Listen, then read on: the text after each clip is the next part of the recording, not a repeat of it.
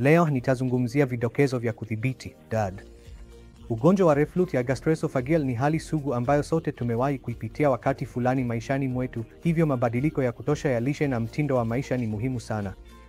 Mabadiliko ya mtindo wa maisha ni pamoja na kupunguza uzito ikiwa una uzito kupita kiasi, kula milo midogo na ya mara kwa mara, kuepuka kulala au kulala chini mara baada ya kula, kulala kwa upande wa kushoto, kutumia kitanda kilichoinuliwa au kutumia mito ya ziada kulala ikiwa una reflux inayokusumbua usiku.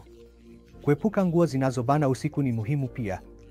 Tunapozungumzia mabadiliko ya lishe, ni muhimu kuepuka vyakula vinavyosababisha dalili zako. Hii inaweza kujumuisha vyakula vya mafuta mengi, vyakula vya viungo au vyakula ambavyo vina asili ya citric kama limau na machungwa. Pia ni muhimu kula polepole na kutafuna chakula chako vizuri. Epuka kuvuta sigara, epuka pombe, epuka vinywaji vyenye kaboni au chakula kingine chochote kinachosababisha dalili zako. Ikiwa una dalili kwa muda mrefu, ikiwa dalili zako hazipungui na dawa za kununua bila agizo la daktari, ikiwa unatapika damu au ikiwa una kinyesi cheusi, ikiwa unapata shida kula, ikiwa unapoteza hamu ya kula au ikiwa unapoteza uzito, basi unahitaji kumwona daktari wako wa magonjwa ya tumbo mapema iwezekanavyo ili kutathmini hali yako. Asante.